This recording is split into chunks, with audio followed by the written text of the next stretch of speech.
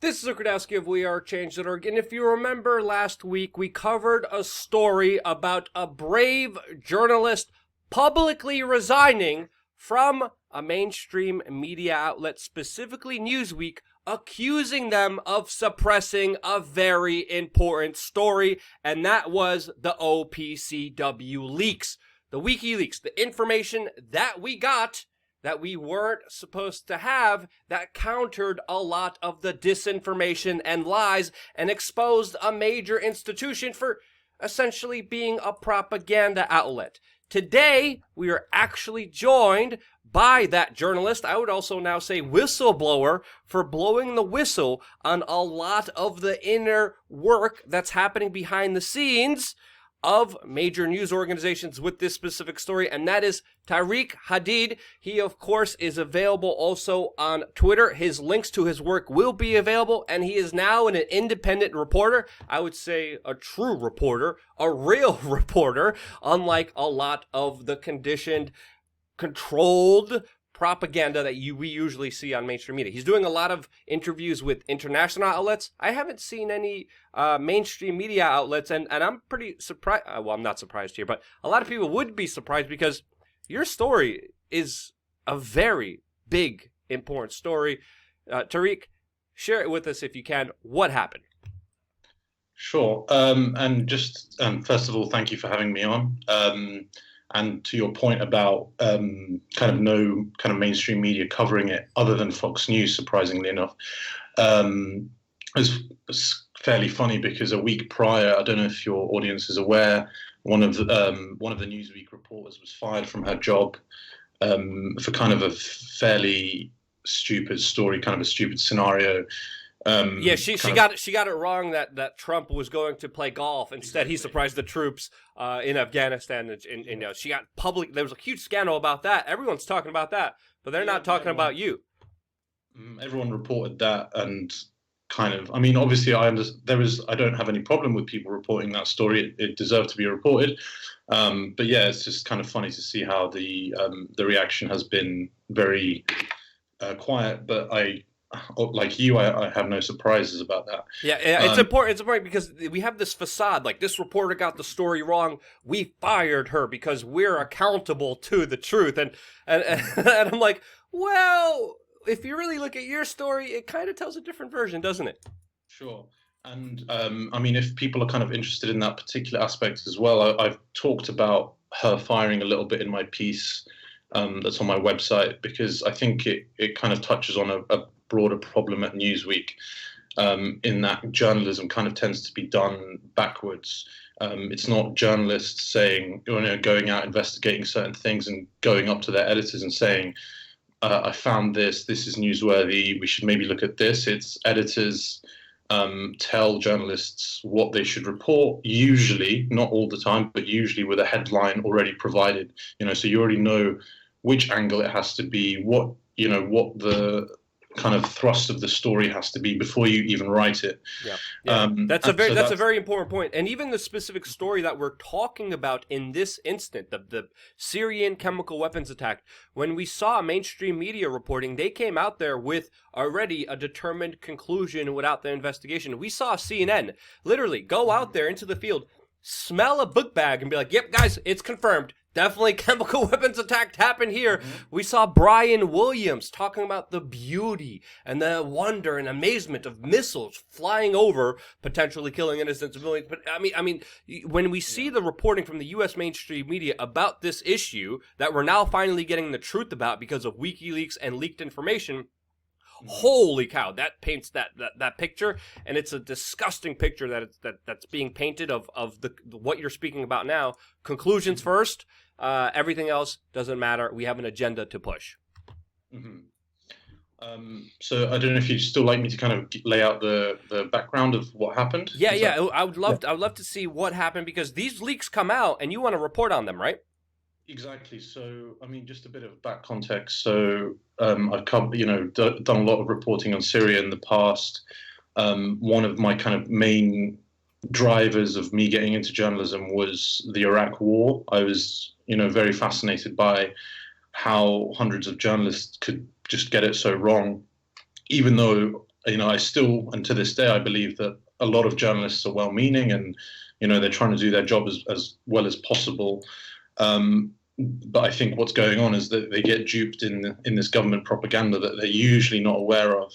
I mean, not to be sort of too critical of journalists, but I think, many people end up in the profession they do an English degree at university or something about kind of being a journalist or being close to politicians is something that's appealing, or, being in that industry is, seems like it's like a sexy thing to do, for example. But I don't think a lot of reporters actually really understand kind of the complexity of propaganda or, the history of the industry in terms of how it's always kind of had this ongoing battle with propaganda. So I think most of the industry, I'm not saying, I'd rather assume ignorance rather than malevolence. I think most people just aren't aware.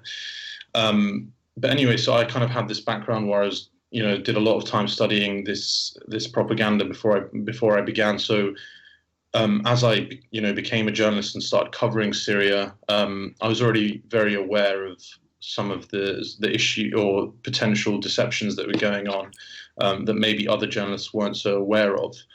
So I joined Newsweek in September, and then, like I mentioned in my piece, I had no intention of really kind of covering Syria or being controversial. I was away from the industry for 2 years. Honestly, I was just very thankful to have a job. I just wanted to kind of be a good reporter again and just do whatever was asked of me in my job. But because I do have a background of reporting on Syria, when Donald Trump launched or kind of greenlit the Turkish invasion in November, I was asked to report on this. A week later, after that invasion beginning, Turkey was accused of using white phosphorus.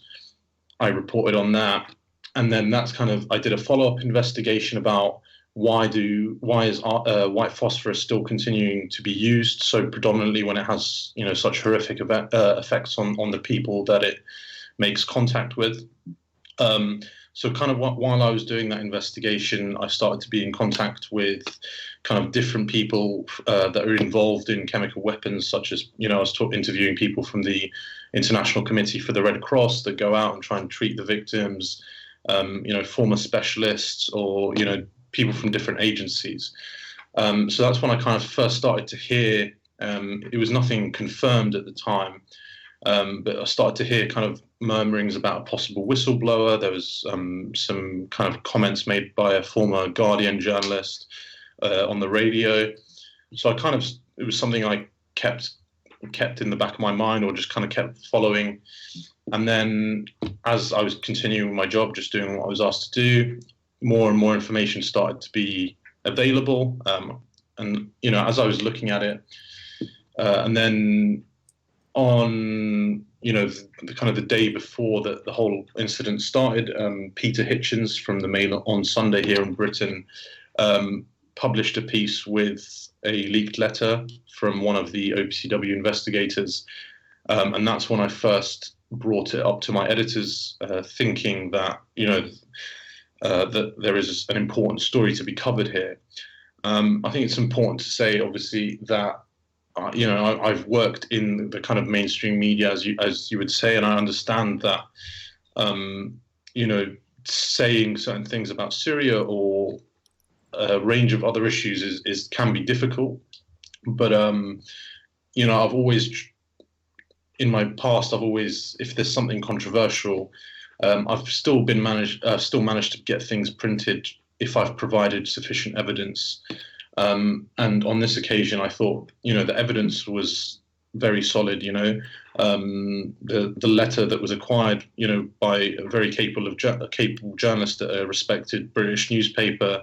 The letter was then verified by Reuters, and for those unaware, Reuters for journalists is kind of the gold standard of reporting. So usually if something's in Reuters, it's kind of like a green light for the rest of the industry to report on it. So, in spite of these things, that's when my story got rejected. That's when I kind of started to have some worries and concerns. I mean, I think you're even underplaying a little bit because this is a major story. I mean, this is Mhm. talking about the global chemical weapons watchdog, Yeah. essentially hiding, Mhm. lying, pushing for an agenda that could have really, realistically looking here, could have brought us to World War III. I mean, I'm not trying to be Well, hyperbolic or sensational here, yeah. but the stakes here were extremely high with many nations, many world Mhm. powers involved here, and to Yeah. get certain disinformation out there. I mean, we have now 3 leaks coming out. All this information coming out internally from this global watchdog. All of it is Mhm. just like, wow. How could they just turn their findings into the complete opposite to push for something that could have really seriously hurt a lot Mhm. of people, and the stakes here couldn't be any higher. So they reject your story. What Mhm. happens next? Okay.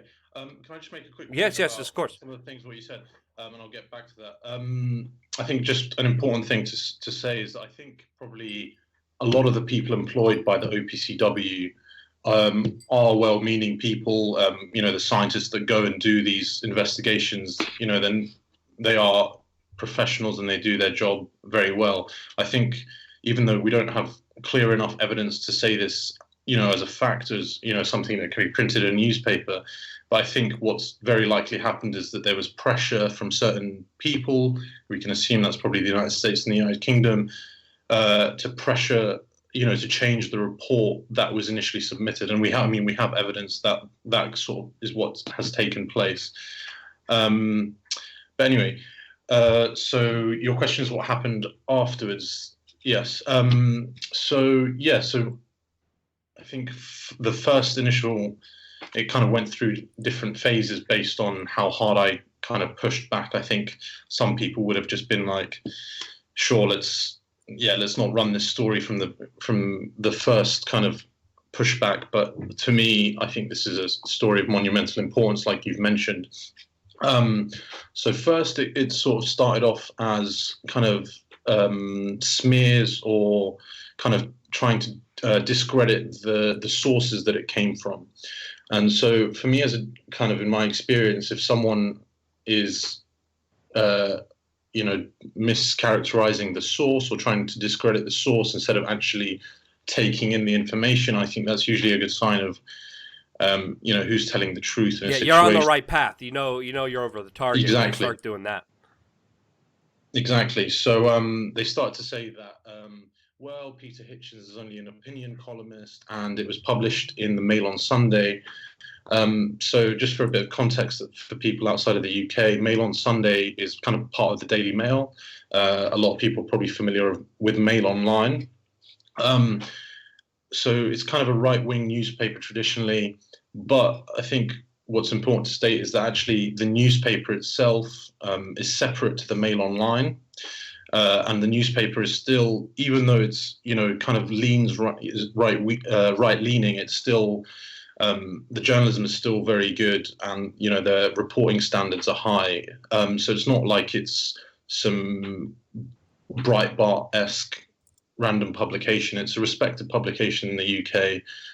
It has done big stories in the past. For the example I give is that it exposed the expenses scandal in 2005, with politicians in the UK were kind of claiming expenses on ridiculous things, and they were the ones to expose that. So they started to attack kind of Peter's reputation, Peter Hitchens, and the outlet. I said, I pushed back against those things, saying exactly what I've just told you, and I've said, told my editors, you're still not addressing the facts of what I'm presenting to you. And this was kind of all done online, so I've got screenshots of everything that took place. Once I, made those concerns to my editors, they pushed back with a Bellingcat article, and I think this is kind of a very important point. Um, the editors were kind of just happy to say, look, Bellingcat have done this refutation, so we shouldn't do the story. I'm sure you've definitely discussed it on your show. Sorry that I haven't been paying attention, but Bellingcat is very clearly dubious organization with links to the sort of State Department and kind of the military industrial machine that's funding them. So I think they're essentially, and it's kind of very clear now that they're just purely a propaganda unit for military interests. So the editors were not using the my abilities or the general abilities of a news reporter and saying, listen, Bellingcat have issued this refutation. I saw that article. I said the things I've just told you, but I went through the whole Bellingcat article and sent it back to my editors saying, this is why this is not correct. This is why this is not correct. And the other important thing about the Bellingcat piece that they published is that it doesn't say anything about the fact that there are actually OPCW scientists that are unhappy. So this is the thing. This is the thing I wanted to report, is that everyone agrees that there's OPCW scientists that say that their findings were doctored, and they wrote this letter of protest to say that they weren't happy about these changes. This is the letter that's been seen by the Mail on Sunday, that's been verified by Reuters. So I think it was very disingenuous to kind of try and downplay or try and get rid or change the narrative about what was going on, because their response didn't really adequately get rid of the story. Essentially, it was just kind of a long thing that probably most people aren't really going to go through and take the time to nitpick through, but it didn't really get rid of the concerns that were raised. It's kind of used as like a placeholder, like, here it is, here's our response. It's very long, it's very complicated, no one's going to go through this, but officially important status people are saying that all these leaked information aren't true, even though the leaked information has evidence provided to it, and we just have nothing. Exactly. And I'll kind of get back to this kind of point about Bellingcat later, but because it links to another sort of thing that I discovered in this whole process. But so yeah, after I sent my response to the Bellingcat article, I had a meeting with the editor in question that I was trying to push the story with. Just kind of flatly rejected all my reasoning for having the story published. As I kept pushing, I tried to meet with my editor in London, like the top editor. Kind of would refuse to talk to me about the situation for a week as I continued to push for the story, because it was, I knew, I'd seen from Peter Hitchens that there was more information coming, so I knew that this was going to be an ongoing thing, and that we need to kind of get ahead of it. The kind of character attacks that I was describing to Peter in the Mail on Sunday started happening to me within my own organization. So, the editors that were assigned to me started to essentially make my day job very hard to get on with. So every article I submitted would be sent back to me with very long critical comments, and asking me to get information that's very difficult to find or really obscure. But it was, at the time I thought, what have I done to offend this editor, or what have I done to piss him off? Because most of my career in journalism, I've had a very good relationship with all my editors. I've never had any issues of editors saying that I'm doing my job badly and using bad sources or getting my facts wrong or anything like that. It's only sort of happened when I started to push back against this Syria story. So before I got my response from the editors, I just thought this is a bit strange. But then it became very obvious. So finally, I got an email from from the New York editor-in-chief and the London bureau chief. It repeated the reasons why we can't run it, basically just because it's Bellingcat, what Bellingcat said, even though I'd already refuted what they had written. And then it was just kind of a character attack of me in a long list of things that, I had allegedly done wrong, but it was also, very maligned way of, or misaligned way of what actually took place. Because even though some of those criticisms may seem like valid on surface level, they weren't, and they were things that kind of happen in the day to day of normal journalism, and usually those kind of problems are solved with no issues. So it was just kind of saying, like, you need to drop this story and focus on your day job and like try and get these things better. But it was very clearly just a way of trying to get me to be quiet and not try and report this story. I mean, yeah, it definitely seems like a very blatant kind of like kind of trying to segue out of the responsibility of dealing with the story. Because again, we see this time and time again. We see major revelations, major important information that's very relative to not only American foreign policy, but to Americans and our way of life. And a lot of the times the mainstream media just willfully has a blind eye to it, just turns away, just like, oh, it never happened. Let's keep talking about impeachment. Let's keep talking about all these other sideline issues. Oh, look, there's some celebrity over there doing something dumb. Gee, who would have thought that would have happened? But this is, again, an issue as someone that I know can't be ignored. This is an issue that needs to be corrected, that people need to know about.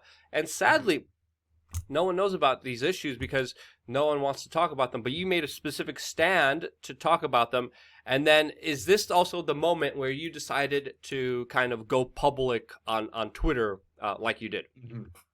Yeah, I mean, it was when I received that email that was a long list of kind of criticisms, because I was, to be honest, I was fuming with rage, because it was very clearly an attack on me, and I just really wasn't happy with it, because without sort of being overconfident or big-headed about it, I really haven't had any issues in my past reporting career.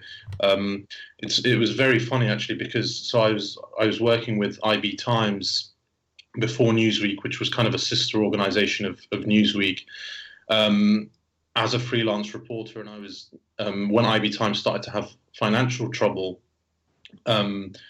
I was let go with all the other freelancers and a lot of the main staff of Newsweek, of IB Times.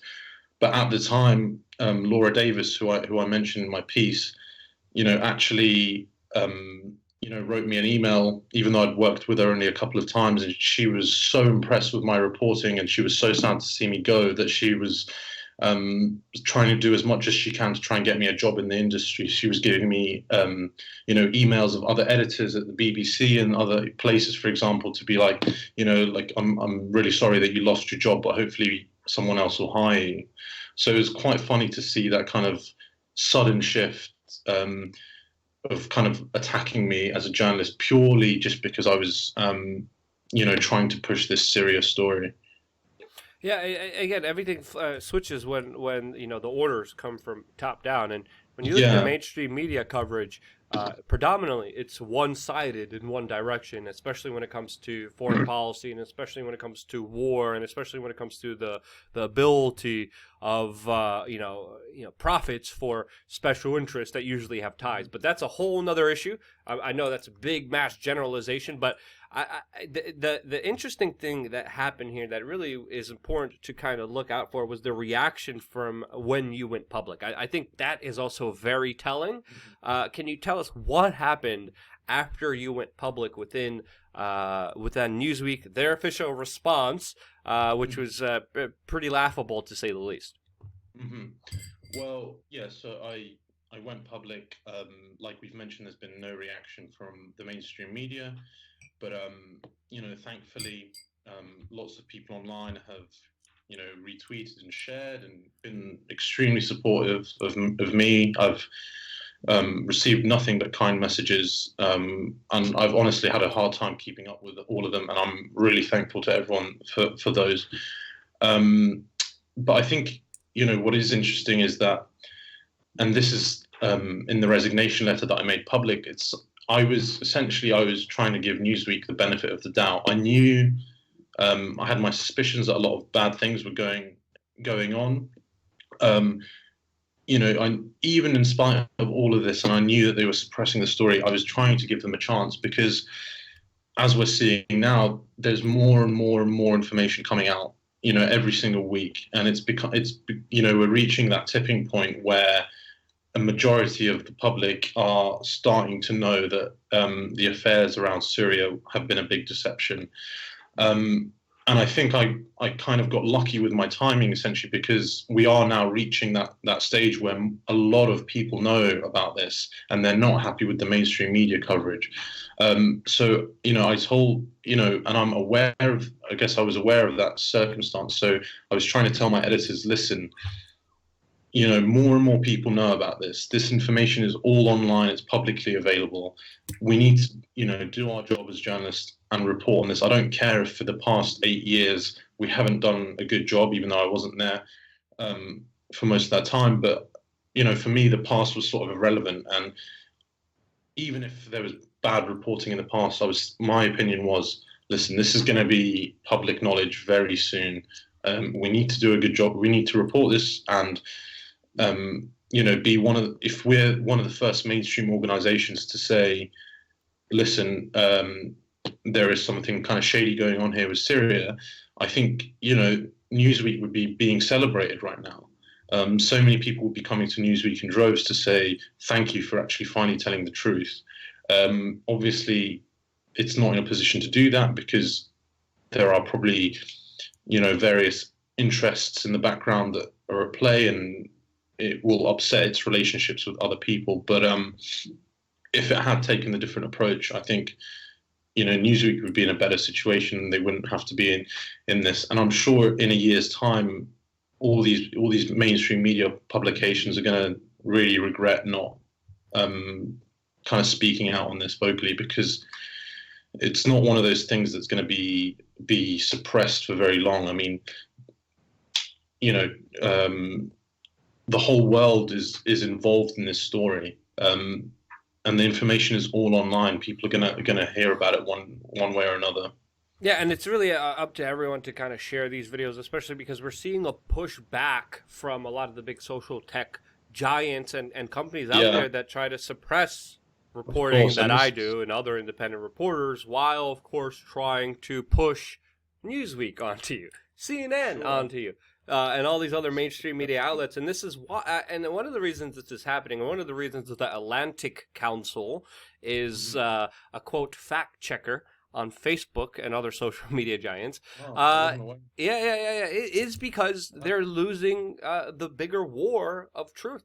The bigger war on information is being diversified and empowering individuals from making very big mistakes. And the OPCW leaks, they prevented, the whole Syria debacle.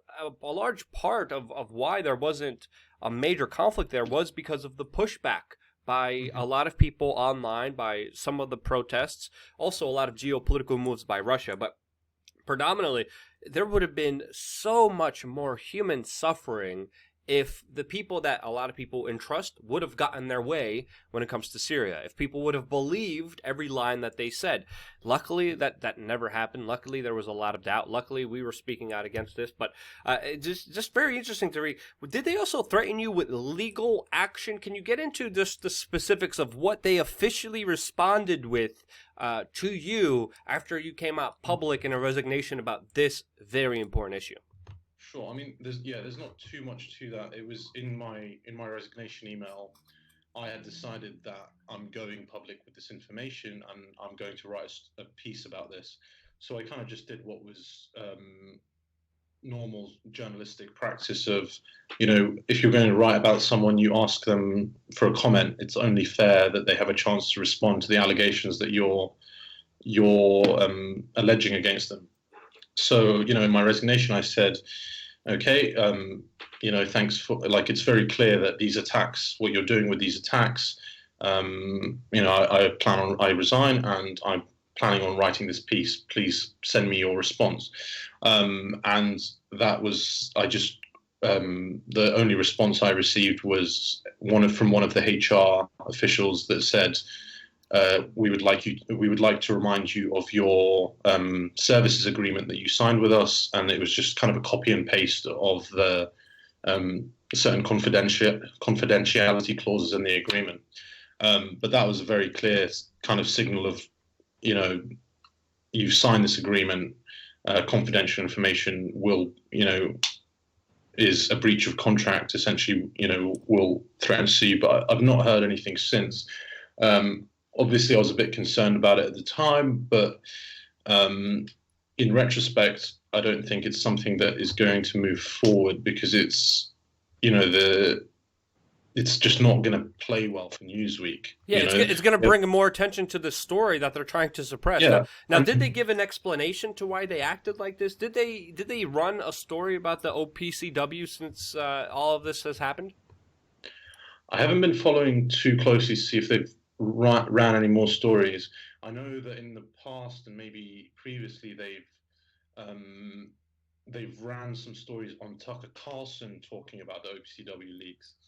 And I think, the reason they can kind of get away with, or they do that essentially, is that even though it would deny this charge, but I think Newsweek tends to be left-leaning and is critical of the right, and that Trump story we talked about earlier is a perfect example. It's just kind of a hit piece on Trump, which really doesn't have any newsworthy information. Like, who really cares what Trump's doing on Thanksgiving? It doesn't matter what you think of his politics. If he wants to tweet and golf on Thanksgiving Day, I have no problem with that. Like, what was everyone else doing on Thanksgiving Day? Everyone's allowed to their leisure time, and I think it's a stupid story to run in the first place. Sorry, with my ranting, I've forgotten the question. No, it's totally fine. You brought a good point here, because a lot of the context stuff is just absolute silly, has no effect on anyone's life. It's ridiculous. It's meant to push an agenda. Meanwhile, the things that affect people, the things that actually matter when it comes to living and dying, especially in big specific regions of countries, incidences that put everything on the table. Those. Oh yeah. No. We're not going to be talking about those. But the official question that I was asking, did they have an official explanation to their action? So I don't think so. Obviously, there was one story in the mainstream media by Fox News, and so they requested a comment from Newsweek, and the Newsweek statement was something along the lines of, the reporter pitched a story that was a conspiracy theory. Our editors rejected that story. Oh, that was good. A little technical glitch. It's okay. A conspiracy. We have 3 leaks right now. What else do you need? The information is point blank. Again, conspiracy theory, by the way, that's a weaponized term meant to get rid of any kind of real conversation about the truth.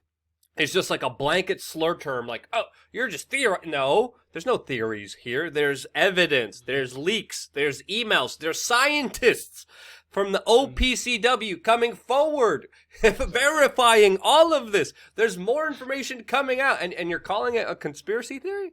Are you kidding me? Reuters.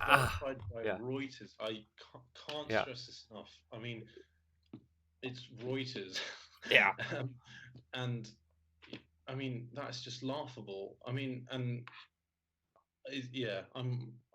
look forward to framing that comment one day, and hanging it proudly on my desk when the history books are settled on this, that this is not a conspiracy theory, and I don't think there's much more to say on that. Yeah, it's truly a battle of truth versus lies, and again, it's an incredible battle. I thank you, Tarik, for speaking out, making a stand, and doing something that a lot of other people want to do. A lot of other people would just put their heads down, like, okay, the story. I know a lot of mainstream media journalists. I hang out with some of them. I go out with some of them. Man, a lot of them are depressed. A lot of them have a lot of abuse problems, but a lot of them are like, yeah, I can't talk about this, I can't talk about that, and they're kind of living this kind of scared shell life of walking a fine line, and you didn't do that, so I thank you for that. I thank you for speaking out. Yeah. Thank you. I was just going to say, I think I was kind of in a fortunate situation to be able to do that, is in terms of kind of the longer that you stay in these organizations, you get used to having a good salary, and that's kind of why I kind of wrote in that way of like I could have stayed in the chic London offices and so on. I think the longer that you are in those jobs, it becomes harder to speak out, because everyone's got families, or things that they have to pay for, and at the end of the day, we all need a steady income. And because I was only there for about 2 months, and I was, it was a lot easier for me to be in that, to make that decision of saying, listen, I could, if I don't tell the truth now, I'm going to have to continue lying for the rest of my career. So 2 months in, I think, gave me a slight advantage, because, and I also want to make this point clear, is that I worked with some really good people at Newsweek in terms of journalists and editors, and some of them, I'm sure, are well-meaning people, and they probably don't even understand what they're caught up in. And so I don't want to kind of make it a criticism of the journalists there, but I was just in that fortunate position of, I've only just arrived, I'm aware of the propaganda that maybe other people are not, and I was, willing to leave, whereas other people might be a bit more difficult. Yeah. I'm just making a reference to some of the people I know that literally Yeah, describe their Oh, job no, yeah, as soul sucking. That's how they describe their job. And trust me, you made the right decision for your soul, for your conscience. It's always better to speak the truth than just be paid to spread lies and disinformation that eventually will hurt a lot of people. So thank you so much for that, Tarik. Where can people find you, and what is next for you? Where are you going? Are you going to keep being a journalist? We want to all know. So yeah, I mean, it probably needs a little bit of updating, but my website is Tarik Hadid. I'll spell that for people because it's a difficult. I'll put it in the description below. Sure, that's great. Thank you. And then Twitter is the same. What's next? I'm still kind of considering my options, but I think what I'll probably do is kind of set up a Patreon account and start just doing my own investigations on my website. There's a lot of things that I would like to report on. Before I resigned, I had interviewed some of the lawyers for Julian Assange. Really interesting conversations, and a lot of things that haven't been reported in the press. So, I'd like to finish that piece, and that's something that I can work on. And, as a result of this, and I think this is the most encouraging sign, even though kind of the mainstream media haven't picked it up, I've had actually a number of journalists within organizations that are kind of starting to give me little pieces of information that I wasn't previously aware of. Because I think what I wrote about kind of went across so many different aspects that, affects different journalists in different fields. So what I am kind of starting to see is that, little pockets of information are kind of being made aware to me that I hadn't been wasn't aware of before. And, I think there are other interesting things to look at. So I think, I mean, I have a passion for journalism and reporting, so I think I'd like to continue that, and I'll probably, try the independent route. I definitely would recommend that. If you ever need anything brought to the larger public, we'll be happy to be your bullhorn as long as we're still here, because we're any day now we're like, okay, we still have our YouTube channel. Okay, all right, fine. Yeah. So I can't recommend people enough to support what they like, not only with your dollars, but with your clicks, your sharing, your viewing. You paying attention to key specific issues matters so much, especially in this critical day and age where people who do tell the truth are under attack in many ways. So, Tarik, thank you so much for joining us. Thank you so much for sharing your story. Thank you so much for speaking out. I hope there's more people out there like you, and there will be if there's people out there supporting them. And because you guys support me, because you guys share this video and allow me to be here doing this for you for free, this is why I try to end every single video by saying, love you guys. Thank you again so much for watching. Stay tuned for more here on wearechange.org.